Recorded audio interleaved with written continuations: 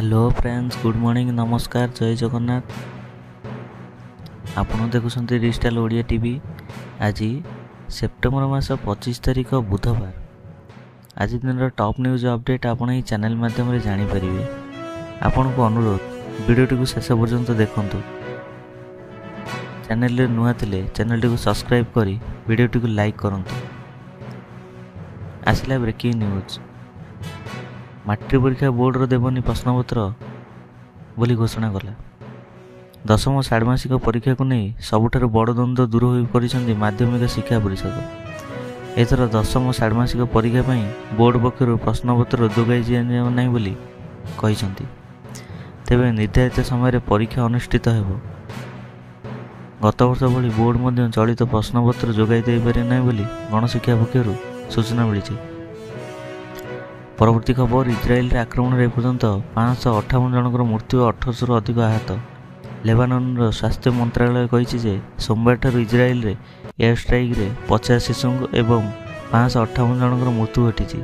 स्वास्थ्य मंत्रालय सूचना अनुसार यह आक्रमण 1800 अधिक लोक आहत होइछन्ति। परवर्ती खबर, भुवनेश्वर रे दुर्गा पूजा पालन पई हेला कटकणा, बाजीबनी डीजे। भुवनेश्वर रे दुर्गा पूजार बाजीबनी डीजे। पूजा और भसाणी समय बाजीबनी डीजे। रास्ता गड़बनी डीजे गाड़ी। मद मुक्त और प्लास्टिक मुक्त पूजा करने निष्पत्ति नि निशा मुक्त पूजा करने पूजा कमिटी माने सत्यपाठ कर। राज्यर समस्त पूजा कमिटी और कमिशनरेट पुलिस बैठक में उपस्थित हो निष्पत्ति नहीं। परवर्ती खबर, ओला स्कूटर किनी हो जातु सावधान। ई स्कूटर ओला कंपानी अवस्था पूरा खराब।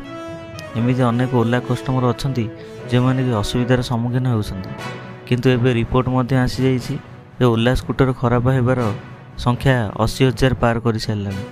परवर्ती खबर, APAAR कौन जानतु, यार उपकार कौन छात्र छात्री आसंता 30 रे राज्यर समस्त विद्यालय एक बैठक बसवाक जाउछि, जो नवम रु द्वादश अभिभावक मैंने सामिल हेबे। छात्र छात्री पाठपढ़ा सहित विभिन्न प्रसंग आलोचना हेबो। APAAR किपरि हेबो से आलोचना करा जिवो। राज्य सरकार अभिभावक समस्त सम्मति पर ऑटोमेटेड स्थायी एकाडेमिक अकाउंट रजिस्टरिंग बा APAAR प्रस्तुत करा जिवो। परवर्ती खबर, विकसित भारत 2047 और विकसित ओडिशा 2036 मार्गदर्शिका वेब पोर्टाल हेबो मत संग्रह। 2047 मसीहा हेउछि भारत स्वाधीनतार 100 वर्ष पूर्ति। 2036 हेउछि स्वतंत्र ओडिशा प्रदेश गठनर 100 वर्ष पूर्ति। विकसित भारत 2047 और विकसित ओडिशा 2036 गठन में एक दूरदृष्टांत मार्गदर्शिका प्रस्तुत कर गठित राज्य सरकार परिचालना कमिटीर प्रथम बैठक लोकसभा भवन सम्मेलन कक्ष कमिटीर अध्यक्ष तथा मुख्य शासन सचिव मनोज आहूजा अध्यक्षतार अनुष्ठित कर। परवर्ती खबर, यही 16टी औषध को DCGI विषाक्त बोली घोषणा कर। भारतर औषध मंत्रालय यही 16टी साधारण व्यवहृत औषध को विषाक्त बोली घोषणा कर। औषध गुड़िक नियामक मान एक निरापद परीक्षा विफल होइछन्ति।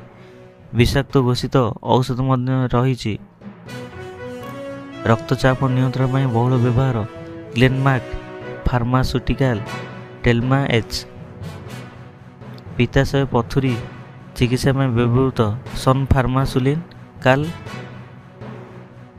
एस्ट्रोकल 300, फुसफुसिया धमनी रक्तचाप में चिकित्सा लगुवा पुलसोरिन इंजेक्ट एंड गैस्ट्रिक चिकित्सा में पेंटोसिड। यही 16टी औषध को विषाक्त बोली घोषणा कर DCGI। परवर्ती खबर, मंगलवार सृष्टि होइपारे लघुचाप, 5 दिन प्रबल वर्षा, 15 जिला को हाई अलर्ट।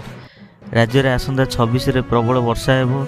सोमवार पश्चिम केन्द्र में बंगोपसागर सृष्टि होता लघुचाप पाणीपाग विभाग पक्षर पूर्वानुमान करा जायछि, किंतु एही प्रक्रिया विलंबित होइछि। आसंता 24 घंटे लघुचाप सृष्टि होइपारे बोली पाणीपाग पक्षर सूचना मिली। वरिष्ठ पाणीपाग विशेषज्ञ प्रोफेसर सुरेंद्रनाथ पशुपालक पूर्वानुमान कर मंगलवार लघुचाप सृष्टि होइपारे। 24, 25, 26 तारिख में उपकूल ओडिशा रे प्रबल अति प्रबल वर्षा हेबो। परवर्ती खबर, 1000 अभियोग शुणिले मुख्यमंत्री समाधान देले प्रतिश्रुति। ओडिशार मुख्यमंत्री मोहन चरण माझी आज ଅଭିଯୋଗ ପ୍ରକୋଷ୍ଠ ପ୍ରକୃତିରେ ପଞ୍ଜୀକୃତ ହୋଇଥିବା 1000 ଅଭିଯୋଗକାରୀଙ୍କଠାରୁ ସମସ୍ୟା ଶୁଣିଛନ୍ତି। ମୁଖ୍ୟମନ୍ତ୍ରୀ ଲୋକଙ୍କୁ ଆଶ୍ୱାସନା ଦେବା ସହିତ ସମାଧାନ ପାଇଁ ପ୍ରଶାସନ ଅଧିକାରୀଙ୍କୁ ନିର୍ଦ୍ଦେଶ ଦେଇଛନ୍ତି। ଆଜିଠାରୁ ପ୍ରଥମ ଥର ପାଇଁ ଅନଲାଇନରେ ପଞ୍ଜୀକରଣ କରିବା ପାଇଁ। ପରବର୍ତ୍ତୀ ଖବର, ଚାଷୀଙ୍କୁ ମୁଖ୍ୟମନ୍ତ୍ରୀ ଦେବେ ଟଙ୍କା, କେଉଁ ଚାଷୀ କେତେ ପାଇବେ? କ୍ଷୁଦ୍ର ଏବଂ ନାମମାତ୍ର ଚାଷୀଙ୍କୁ ଫସଲ ଉଦ୍ୟୋଗ କ୍ଷୟକ୍ଷତିର ଭରଣ ପାଇଁ ଅଣଜଳସେଚିତ ଜମି ପାଇଁ ହେକ୍ଟର ପିଛା 8,500, ଜଳସେଚିତ ଜମି ପାଇଁ ହେକ୍ଟର ପିଛା 17,000 ଏବଂ ସମସ୍ତ ପ୍ରକାର ବାରମାସୀ ଫସଲ କରୁଥିବା ହେକ୍ଟର ପିଛା 22,000 ଟଙ୍କା ଆର୍ଥିକ ସହାୟତା ରାଶି ପାଇବେ ବୋଲି ସରକାର ଘୋଷଣା କଲେ।